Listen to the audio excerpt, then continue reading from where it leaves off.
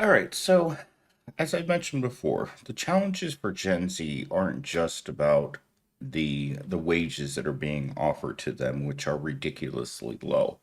It comes down to who they are as a generation. I don't think I've ever seen so many people from one age bracket that were so mentally unfit for the workplace. And I've had it with all of my Gen Zs. It just wasn't one. They all had these things in common. They'd all been in some sort of car accident with long term side effects, right? And so one of them couldn't walk right, the other one can't lift his arms, the other one has trouble with his vision. They all had something. And it was so strange because you think, they're young, they're healthy, but they're not. And then mentally, you've got the HD, the hyperactivity disorder, and the inability to concentrate. And when I was talking to Gen Z yesterday, he told me that he was taking medication for it, but he didn't like the way it made him feel, so he had to stop taking it, which is something that I've heard from a lot of people over the years, not just people who have this type of problem with focus, but with people who have like depression or bipolar disorder, because it affects, especially with women that I've been with, it affects their libidos. And so, therefore, they don't like the medication itself. They don't like the side effects of the medication. But when I was talking to him yesterday, the number one thing that I've noticed about Gen Z and the workplace is their social interactions. It is incredibly difficult to talk to them. Their social cues are practically none. At the holiday party, I didn't even go. I just had to hear about how awkward Gen Z was. And people were, and this is the cruelty of the world, is that when a normal person detects that a person has these types of difficulties, they have a tendency to distance themselves. All of the girls in the office have decided that Gen Z's not right.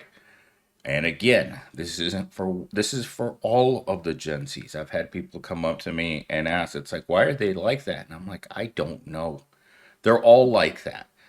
And the number one thing in the workplace is that they they're very socially reserved, right? They like doing the things that they like doing, but other things you have to keep reminding them to do because they don't like doing them. Like my current Gen Z right now doesn't like doing paperwork, and a big part of his job is doing paperwork. And unfortunately, every time I ask him where he is with his paperwork, he tells me he's going to do it later. There's always something that he needs to do later. In fact, yesterday I had to start getting on his case because he wanted to do stuff later that he needed to be doing right now instead of sitting around on his phone.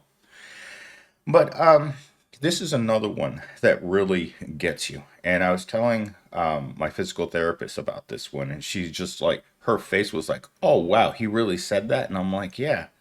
Like there was one time about 10 days ago, he walks up to me, and this is this part of this bullet point. They seem blunt or overly honest. Gen Z walked up to me and he says to me, "Millennial Steam, you're annoying. You need to be quiet." And I'm like, can you really walk up to your boss and tell your boss that they're annoying? I was taken aback by it, right? But again, since the first day that I met him, I knew that there were going to be odd behaviors. You don't hire someone for the minimum wage and expect for them to be completely normal. It's this reality that every single business in America has to face when you're hiring people at unlivable wages.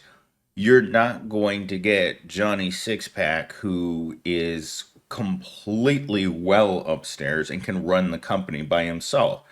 You're going to get the other portion of society, the portion of society that corporations wished that they could fence off from their corporations, right? They would like to put a barrier there, making certain that they get the maximum quality of worker for the lowest of low wages. And that's the problem when you start offering these wages at the people that can afford to take those wages are people that are going to be supported by their parents.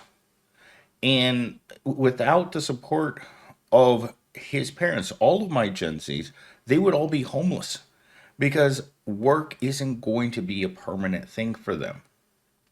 Their challenges with eye contact and maintaining conversational flow is evident from day one. And so they can't fix these things. It's like yesterday when he was telling me about having constant problems with fidgeting with his clothes. I was like, Jesus Christ. Like, I knew it was there. I just was hoping that, like, I would watch him just sit there and just have issues with his clothing. And I'm like, okay, hopefully this will pass and he'll get back to work. But their communication styles may use a formal or unusual tone of voice. Oh, Lord. And the worst part is that when I met Gen Z, he reminded me, he had a lot of the same quirks that I had. But you can't see yourself from that perspective. And I could see that he had a lot of the same types of unusual little ticks, as I'm going to call them. And I struggled with that because I had to correct my own behavior. Having this Gen Z's corrected hundreds of my own little odd things that I could never see about myself. I acknowledged that I was doing them, but I had never seen myself doing them. I can't watch myself in a mirror all day. But the struggles to pick up on sarcasm, jokes, and implied meaning, oh my gosh, this has been a thing since I met him. So all of my Gen Zs have been virgins, right? Late 20s, all virgins, and the reason for this, and this is where I'm going to end this video, or no, we'll continue. I just wanted to make a 10-minute video because I woke up late again, but I've been thinking a lot about what I was going to talk about this morning, but their problems with the ladies are unfortunate. And yesterday, Gen Z said this to me: Millennial Steam, you have just been very unlucky with meeting women your entire life. And I said to him, he's been a lifelong virgin and will probably go into the pine box a virgin because the second you start talking to him, it's like women instantly just run in the opposite direction. I've had the same problem throughout my entire life, is that I'm just not good with women. And unlike with what Gen Z said, that it's just bad luck, because these are the reasons he pointed out that I just have bad luck. It's like I've seen lots of men that are less attractive than you are, less intelligent than you are, and way fatter than you are. You should be able to get someone. And I thought, he doesn't get it. I have the personality of kryptonite, lady kryptonite. Everything I do and say to women causes them not to want to talk to me. And he has the same problem, except I'm not going to be as blunt. Like, he still has hope. He still has a lot of hope that he's just going to one day magically meet someone that's going to accept him with all of his flaws and that he's going to live happily ever after. And maybe it's that him hiding that deep, deep depression. Like I mentioned this the other day, he shows up every day with a phony smile, but it can't hide the the clinical depression. And I've seen clinical depression because I myself am depressed, but he oozes depression when he comes to work, and he just tries to smile through it. And John the other day said that the reason you have to smile is because society wants you to smile. Like the insane nature of what's going on inside of your head cannot be exposed to society without society choosing to reject you flat out. And that's the problem with a lot of autistic people, is they're trying so hard to fit into a world that doesn't want them.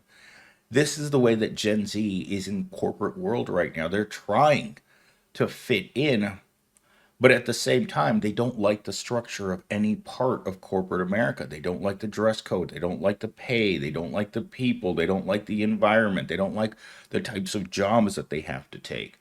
And so, like this, for instance, shows intense interest in specific hobbies or has a particular skill in an area that's not very useful. And let's see, finds group projects or collaboration tasks challenging. I wouldn't call it challenging. There are a lot of tasks that Gen Z finds impossible. In fact, I had to tell my boss on the weekend is that Gen Z cannot do certain things. There's just no way. There's no way he could participate in a group project or collaborate with people because he just doesn't have the social skills. He doesn't have the communication skills, and he doesn't have any of the work skills. That's another big problem with Gen Zs. They're showing up in corporations without soft skills. And if you don't have soft skills, it's going to make your time there incredibly uncomfortable. Anyhow, I wish I had more time to continue exploring this topic, but this is the kind of thing that I have to deal with on a daily basis.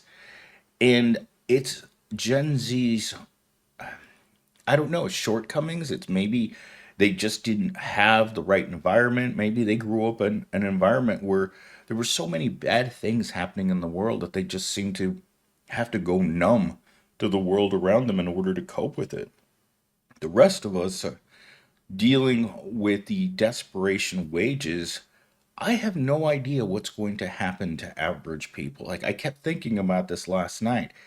If the wages continue at the levels where they're at, eventually corporate America is going to make every person that works in corporate America homeless, and intentionally so.